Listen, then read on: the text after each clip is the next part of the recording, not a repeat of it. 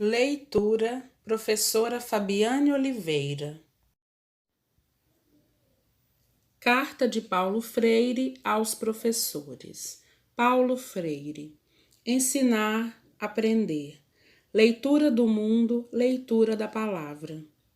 Nenhum tema mais adequo para constituir-se em objeto desta primeira carta a quem ousa ensinar do que a significação crítica desse ato.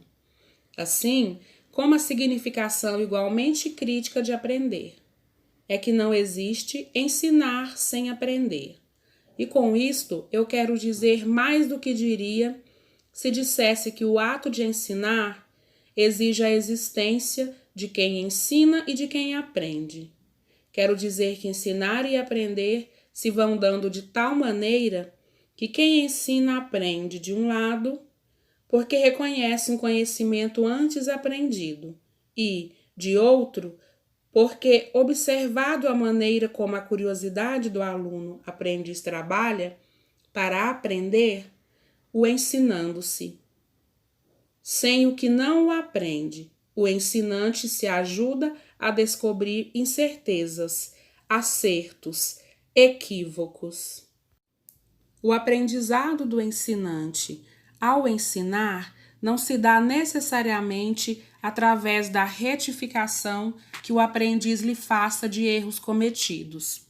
O aprendizado do ensinante ao ensinar se verifica à medida em que o ensinante, humilde, aberto, se ache permanentemente disponível a repensar o pensado, rever-se em suas posições, em que procura envolver-se com a curiosidade dos alunos e dos diferentes caminhos e veredas que ela o faz percorrer. Alguns desses caminhos e algumas dessas veredas que a curiosidade, às vezes quase virgem, dos alunos percorre, estão grávidas de sugestões, de perguntas que não foram percebidas antes pelo ensinante. Mas agora, ao ensinar, não como um burocrata da mente, mas reconstruindo os caminhos da sua curiosidade, razão porque seu corpo consciente, sensível, emocionado, se abre às adivinhações dos alunos, à sua ingenuidade e à sua criatividade. O ensinante que assim atua tem, no seu ensinar, um momento rico de aprender.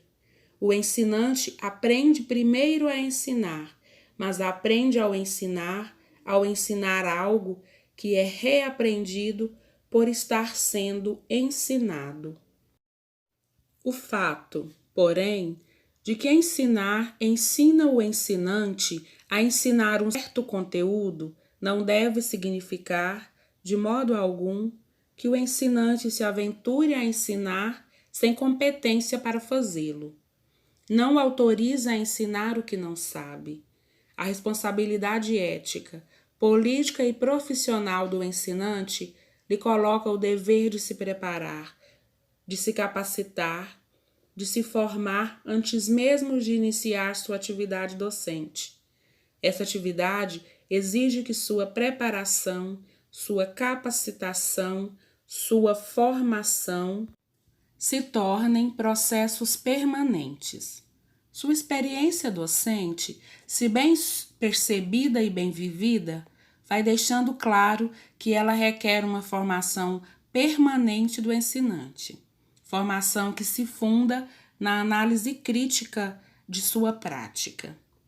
Partamos da experiência de aprender, de conhecer, por parte de quem se prepara para a tarefa docente, que envolve necessariamente estudar. Obviamente, minha intenção não é escrever prescrições que devam ser rigorosamente seguidas, o que significaria uma chocante contradição com tudo que falei até agora. Pelo contrário, o que me interessa aqui, de acordo com o espírito mesmo deste livro, é desafiar seus leitores e leitoras em torno de certos pontos ou aspectos, insistindo em que há sempre algo diferente a fazer na nossa cotidianidade. educativa, quer dela participamos como aprendizes e, portanto, ensinantes, ou como ensinantes e, por isso, aprendizes também. Não gostaria, assim, sequer de dar impressão de estar deixando absolutamente clara a questão do estudar, do ler, do observar, do reconhecer as relações entre os objetos para conhecê-los.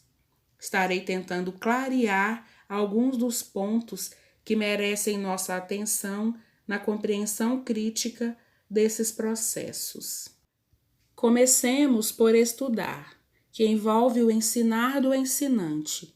Envolve também, de um lado, a aprendizagem anterior e concomitante de quem ensina e a aprendizagem do aprendiz, que se prepara para ensinar amanhã ou refaz seu saber para melhor ensinar hoje ou, de outro lado, a aprendizagem de quem, criança ainda, se acha nos começos de sua escolarização.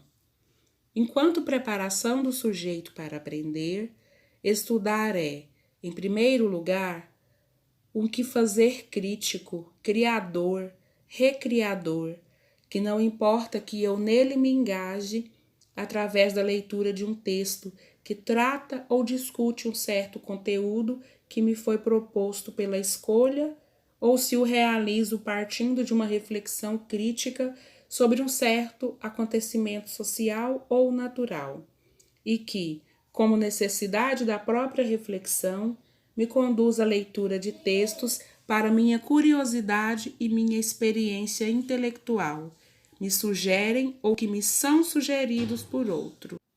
Assim, em nível de uma posição crítica, a que não dicotomiza o saber do senso comum do outro saber, mais sistemático, de maior exatidão, mas busca uma síntese dos contrários, o ato de estudar implica sempre o de ler, mesmo que neste não se esgote, de ler o mundo, de ler a palavra e assim ler a leitura do mundo anteriormente feita.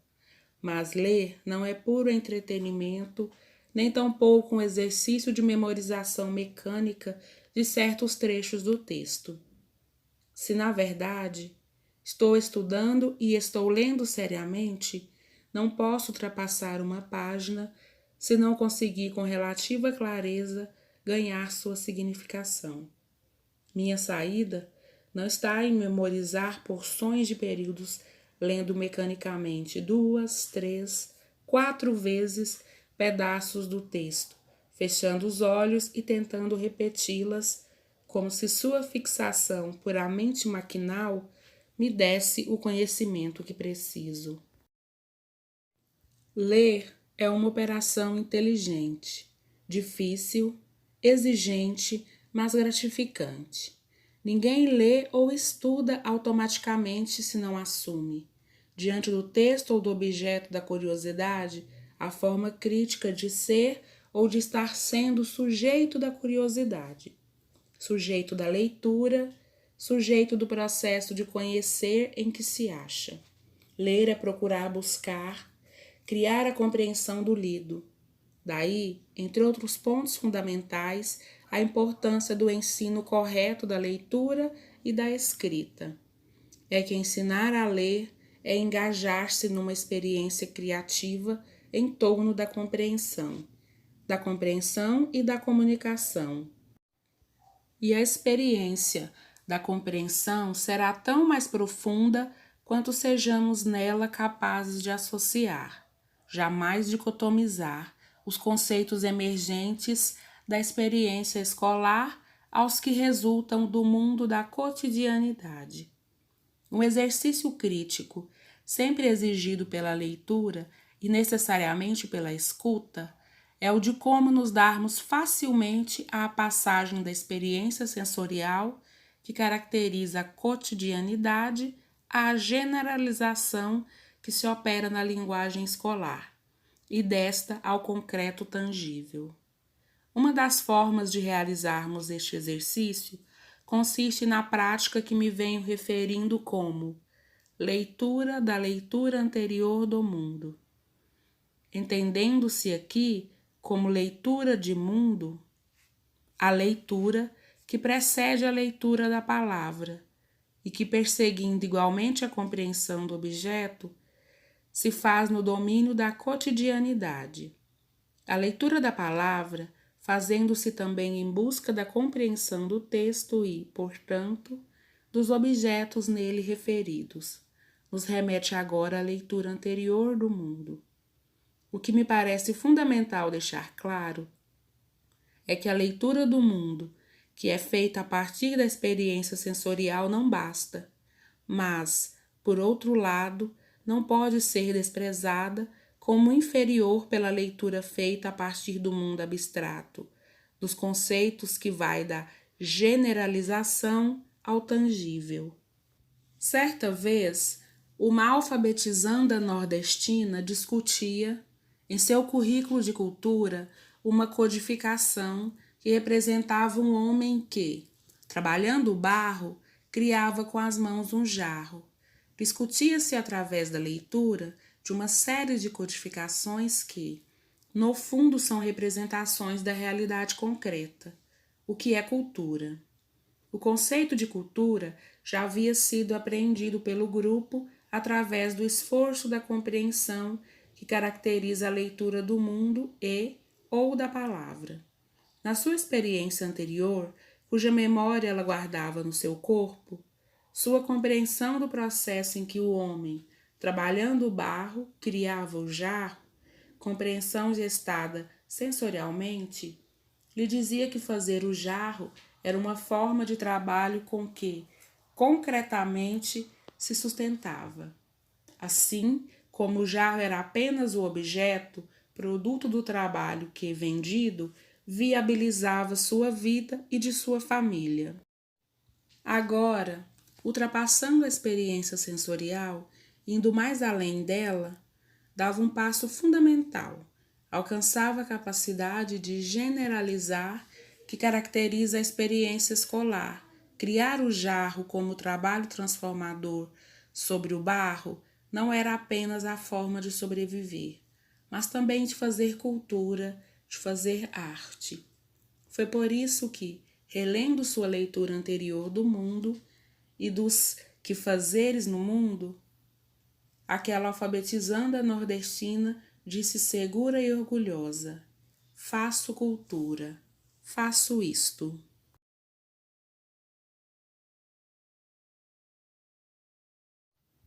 Este é o primeiro de 4 vídeos da leitura deste texto.